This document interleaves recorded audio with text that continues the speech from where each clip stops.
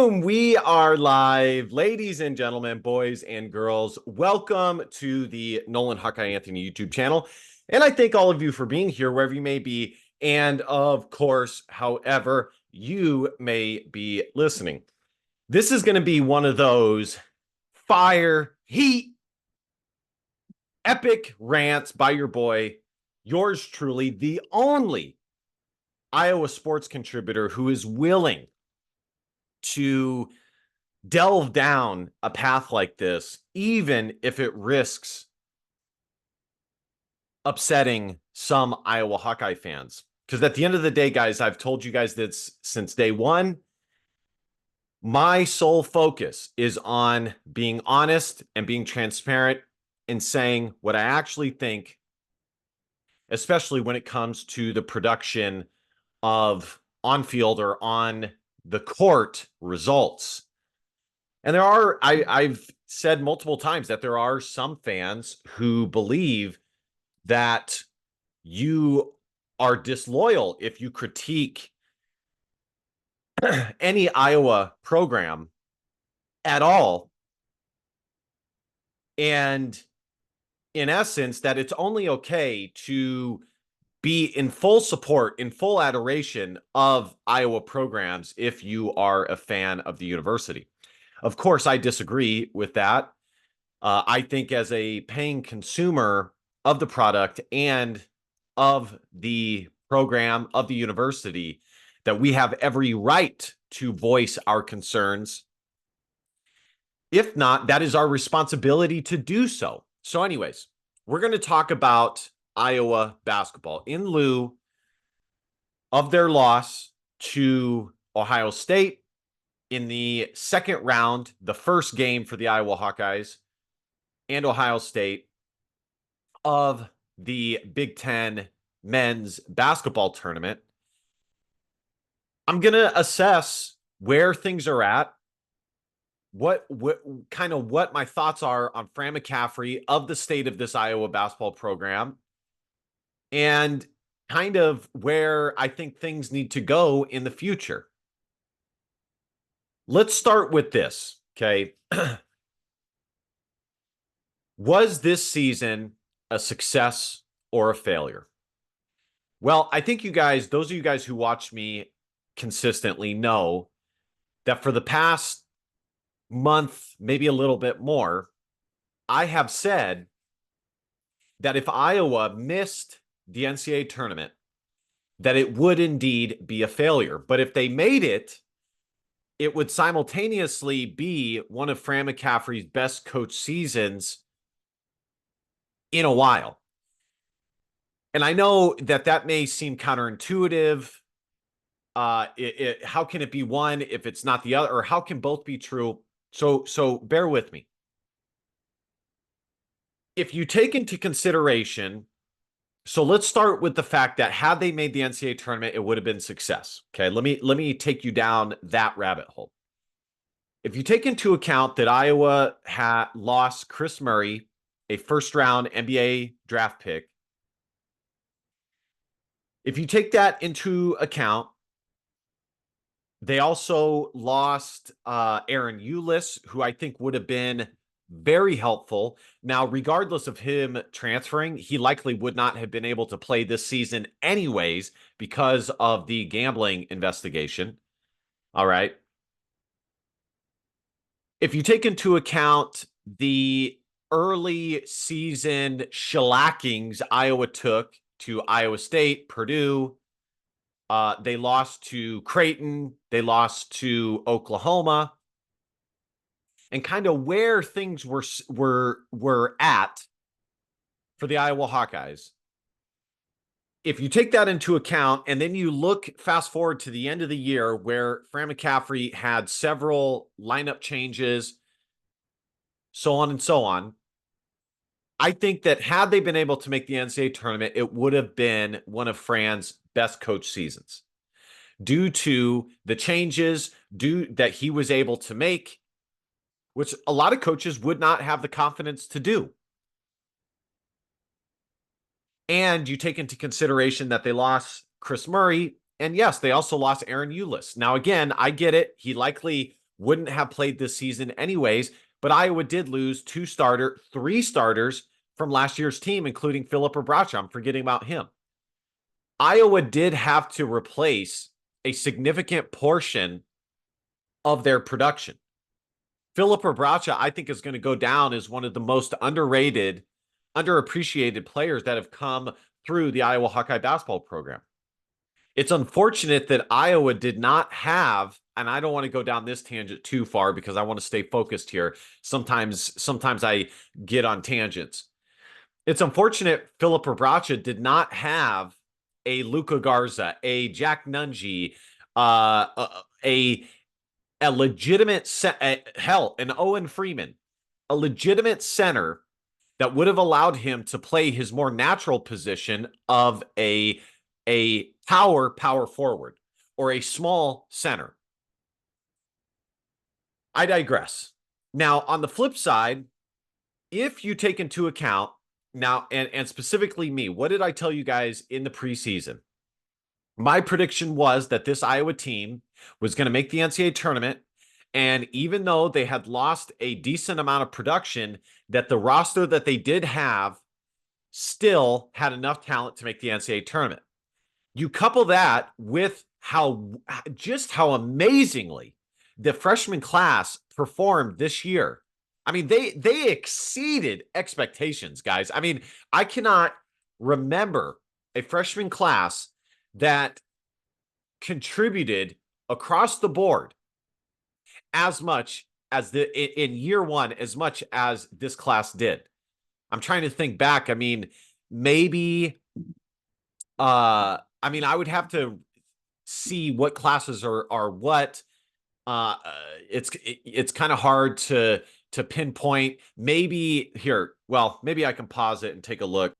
So I'm just looking it up here on my iPad. I suppose I could share the screen, but in 2019, Iowa had Patrick McCaffrey and Joe Toussaint, but of course, Patrick McCaffrey ended up redshirting.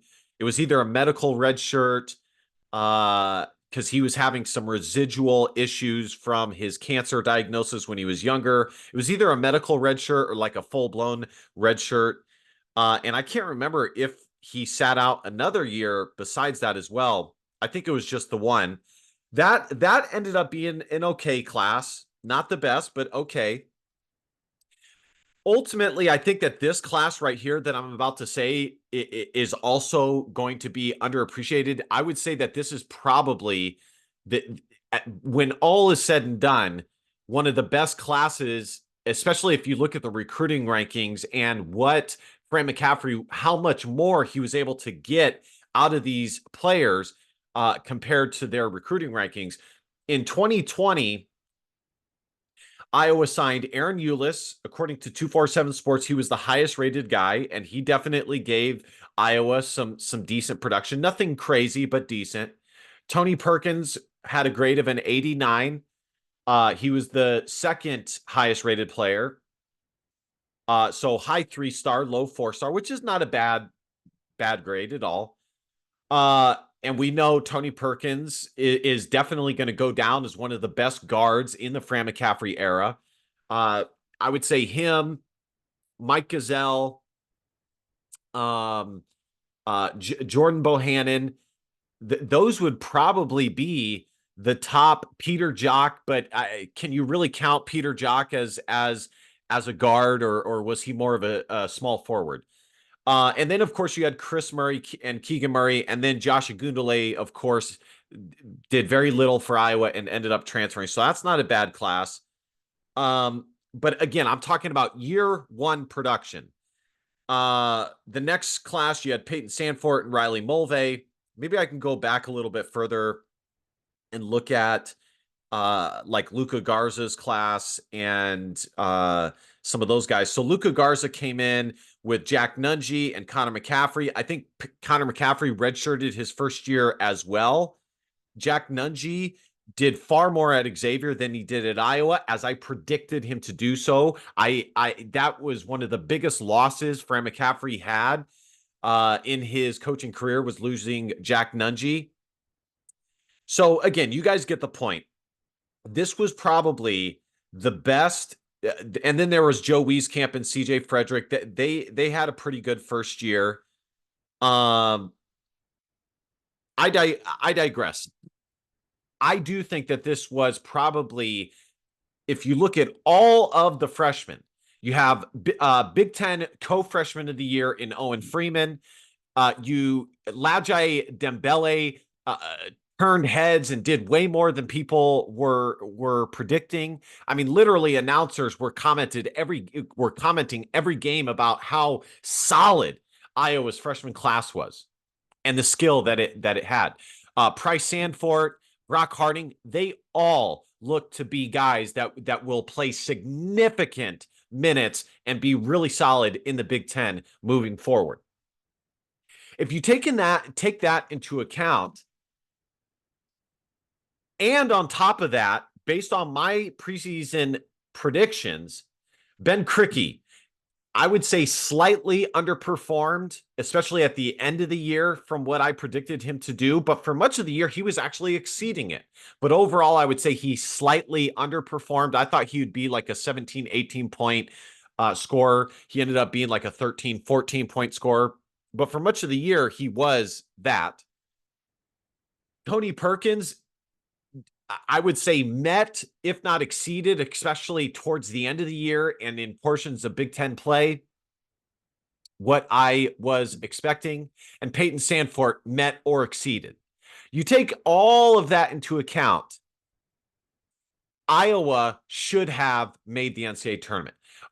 All of their guys pretty much met or exceeded the expectations, at least mine. So I still firmly believe that this Iowa basketball team had the talent to make the NCAA tournament. All right, let's move on from that. In one of my videos, I reviewed an article surrounding, I think it was either from the Gazette or, no, it was from The Athletic, that there is an apathy that is building around this Iowa men's basketball program, especially with the emergence of the Iowa women's program amongst the fan base.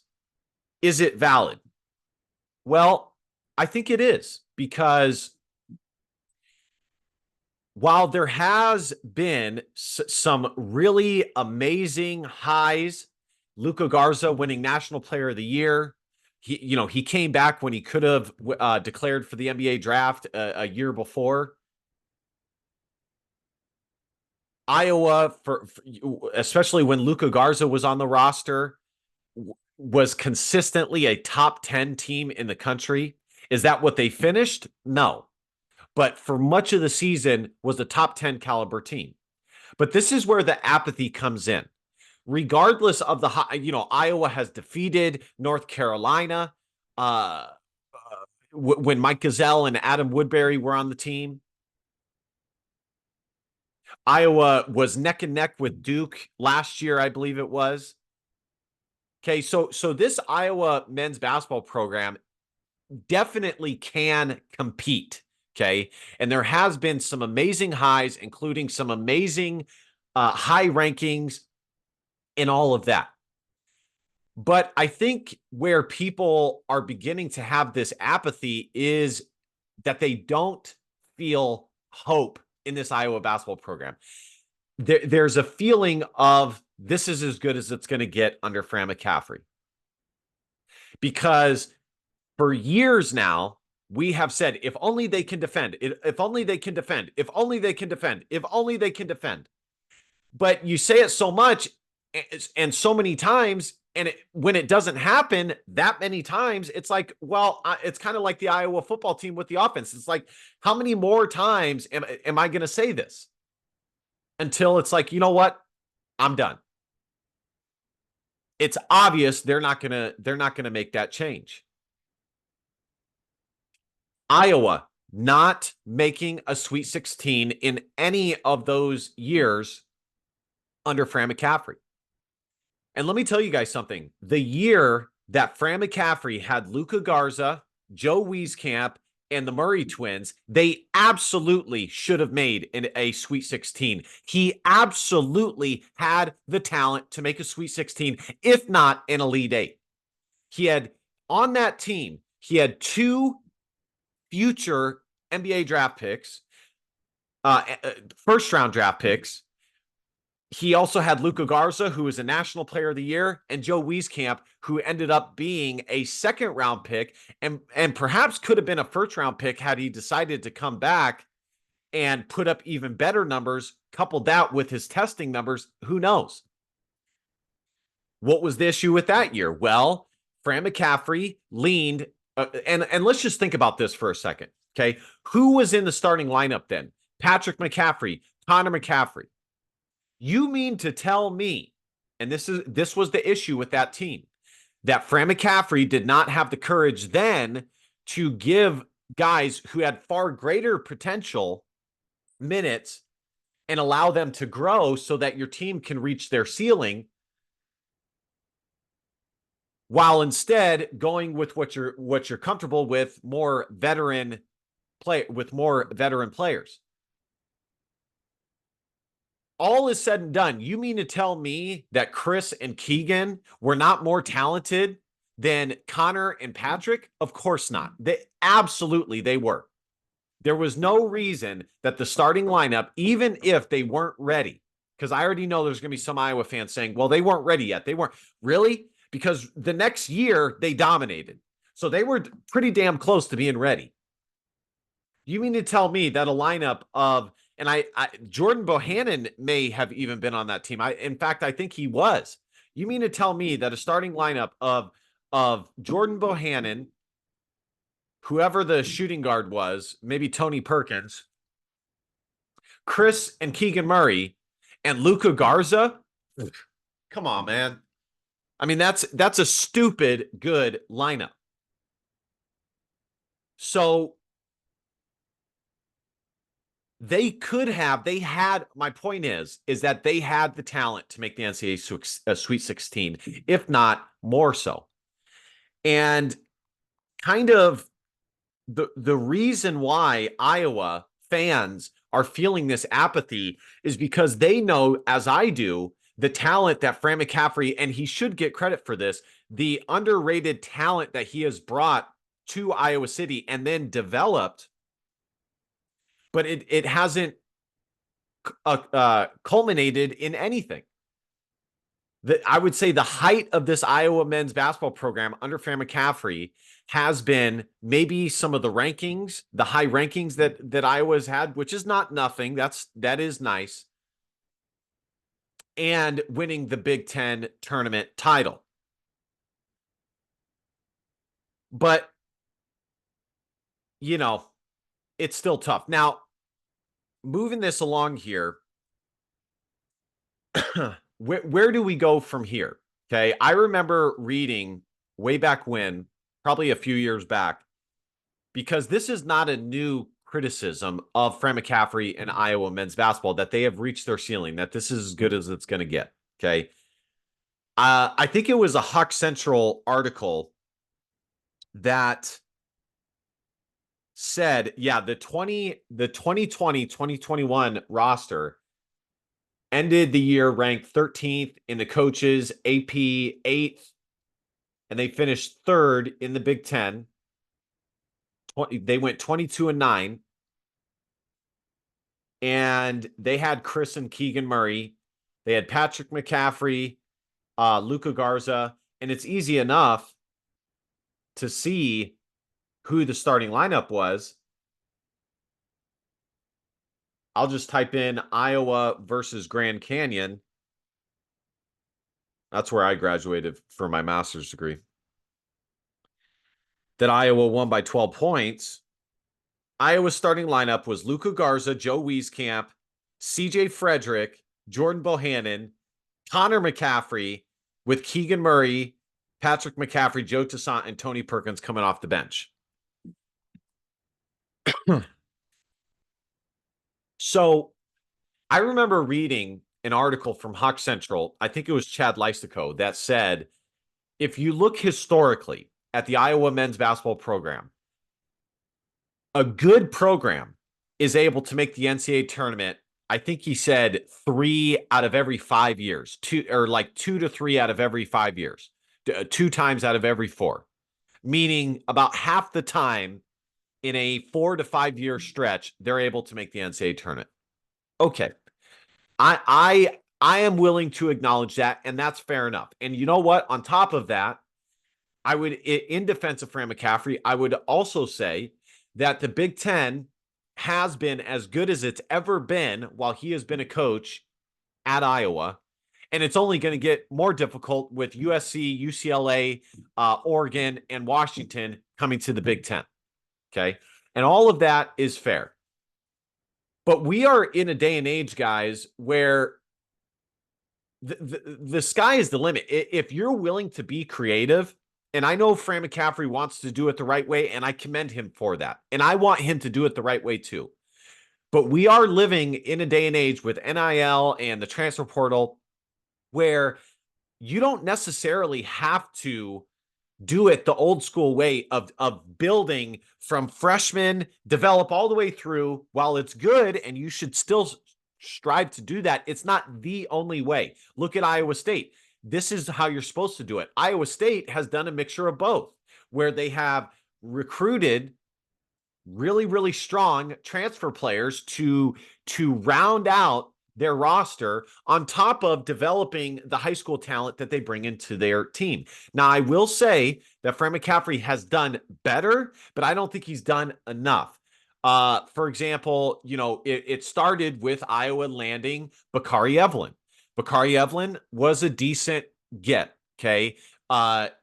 Certainly not like an amazing get, but he did add veteran leadership, and he was a nice piece to that team.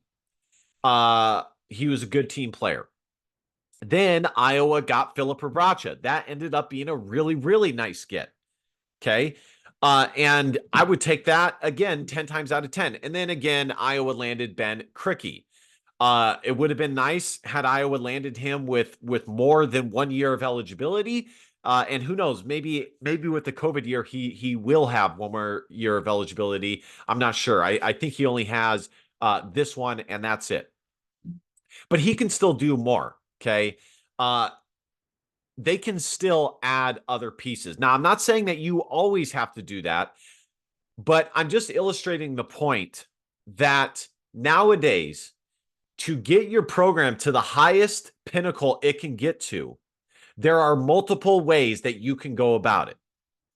And it seems like the traditional way that Fran McCaffery is and has gone about it has indeed reached its ceiling. But I am open to some other arguments on that. Maybe it is better the way that Fran McCaffery does it, where 90% of the roster is high school guys that he recruited, and he might have one transfer on his roster, and that's it. I'm open to suggestion, but what I'm not open to is the issue with the defense. And this is the main reason why Iowa fans are feeling apathetic towards Iowa men's basketball. Because no matter how often Iowa fans say they got to be better defensively, if only they were better defensively. We have been saying that, folks, for the past 6 years. And the thing is, guys, it used to not always be this way. Iowa used to be a top 75 defensive efficiency team. They used to be that, especially in the early years of Fran McCaffery.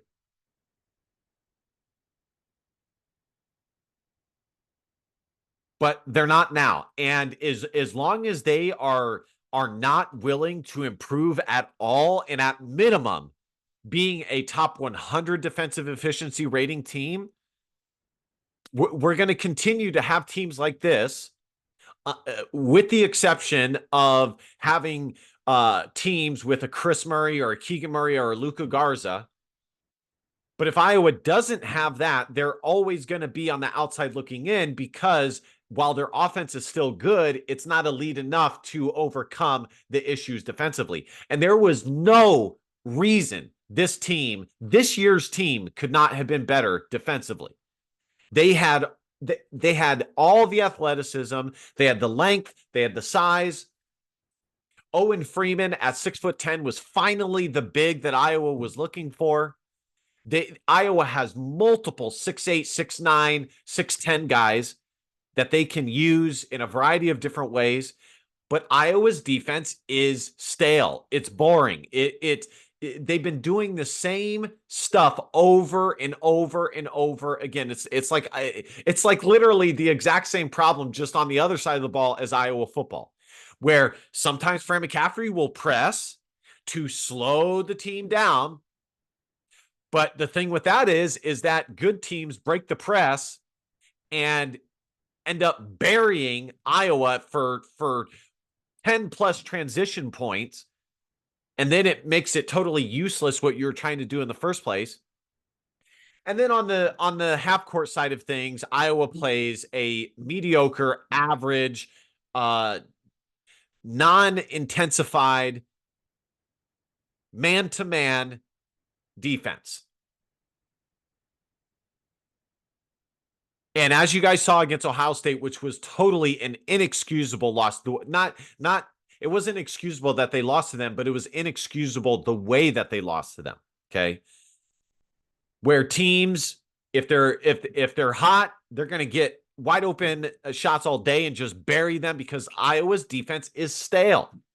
Been doing the same old stuff year in, year out.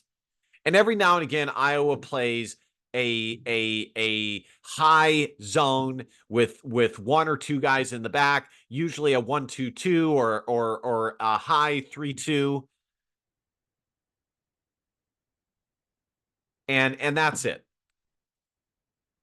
So that's kind of where things are at, guys. So to close this up, Iowa finishes 52nd in the KenPom, which is not bad. And you know what? I actually still do have some hope that they might make the NCAA tournament. They won't. But, some of their ratings are still pretty good. I mean, being ranked 52nd in KenPom is still good. Okay. And they still have a pretty good net rating as well. But look at this, guys. They were 156th in defensive efficiency. Just terrible. Let's look at 2023. Iowa was 168, but the difference there is they had one of the best offenses in the entire country. Let's look at 2022.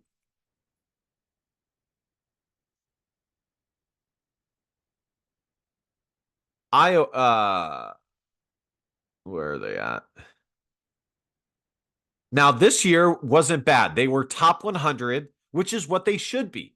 Okay. This was one of their best teams in the Fran McCaffrey era. They were top 100 in defensive efficiency. They were 80th, and they were 4th in offensive efficiency.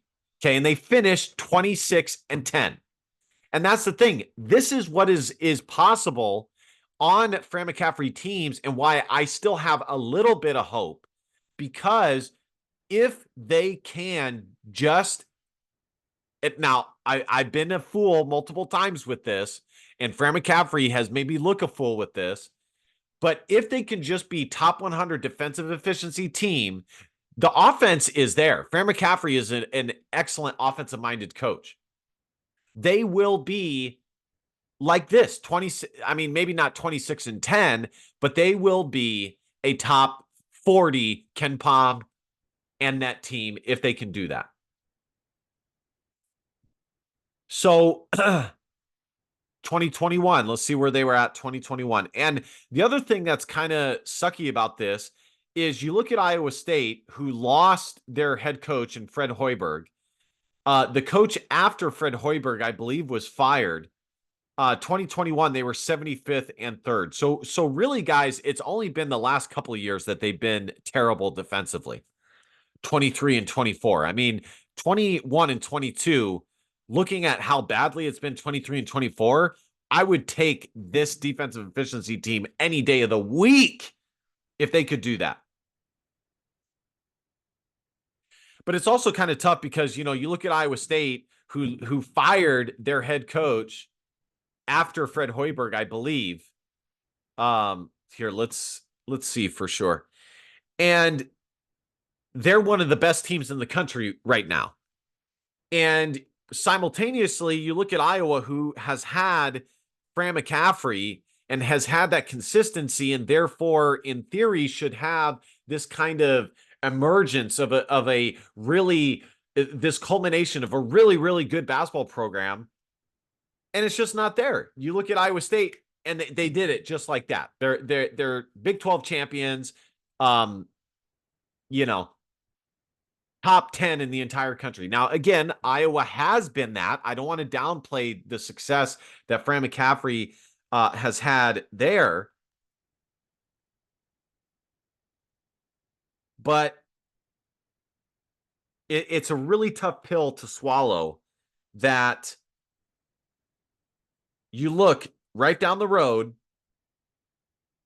and Iowa State is having this type of success that they are having in such a short period of time. And you mean to tell me that Iowa can't recruit similarly than what Iowa State is able to recruit?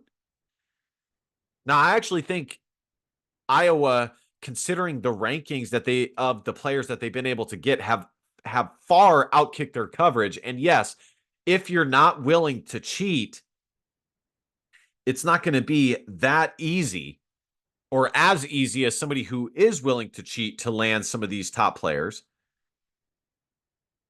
Yeah, Steve Prom after Hoiberg.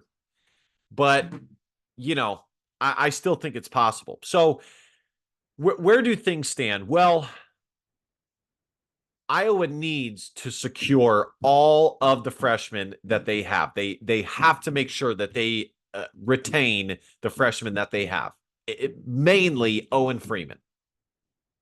I would also say that if Iowa can keep Peyton Sandfort for one more year, that would also be magnificent. Now, to tell you the truth, guys, I would say Peyton Sandfort on NBA draft boards is actually higher than what Joe Wieskamp was. I mean, Peyton Sandfort is legitimately on almost every single NBA mock draft in the second round. I think I've seen the highest I've seen him is 40th. Okay. Or like 42nd, which is pretty dang good. And if you're Peyton Sandfort, it comes down to, okay, well, if I come back, can I improve my draft stock? If not, if I can't really improve it, would it make me happier to stay at Iowa and still make some money playing at Iowa or going to the NBA? Because even if you may not improve your draft stock by returning, it still may be worth it to return to have success at that university that you love. Now with NIL, he'll still make some money, and he may actually make more money at Iowa than he would in the pros. And as far as the happiness factor, it may give him more enjoyment to stay at Iowa, all things being equal, than it would going to the pros. He averaged 16.3 points per game this year. Tony Perkins, 14.5, which was my preseason prediction. I said if he could average 14 points a game, that would be a successful year for him. Ben Krikke, 13.5. Owen Freeman totally did much better than even I predicted, but I still knew he was going to be a nice player. So where do things stand, guys? Well, like I said, they have to retain the freshmen that they have. I think Tony Perkins could come back if he wanted to for the COVID year. And honestly, I think even Ben Krikke could do that if he wanted to. So there's just too many Wait, no, 1, 2, 3, 4. No, he can't come back. He already used up his I think that this was his COVID year. So who knows? Maybe Iowa is able to get Tony Perkins back. I don't think Tony Perkins would get drafted. Maybe if he tests like really, really well at the NBA draft, and some of the scouts may look at him as still having a high ceiling because he hasn't been playing the point guard position very long at this high of a level. But the main thing, guys, is Iowa needs to get back to where they were as the top 100 defensive efficiency team. Things are only going to get harder in the Big Ten. This year, in my opinion, was still a disappointment. I think Iowa should definitely look in the transfer portal to see if they can bolster their roster that way. They have a nice player coming in Cooper Koch. I also like the other piece that they have in Chris Taggio, who is actually the highest rated player ever in the Fran McCaffrey era in any single rating, including Adam Woodbury. He's like top 40, and I did a video on that. So listen, guys, things are not bad per se. They're not. But in my opinion, I think Fran McCaffrey has, including this year, has 3, maybe 4 more years to reach the height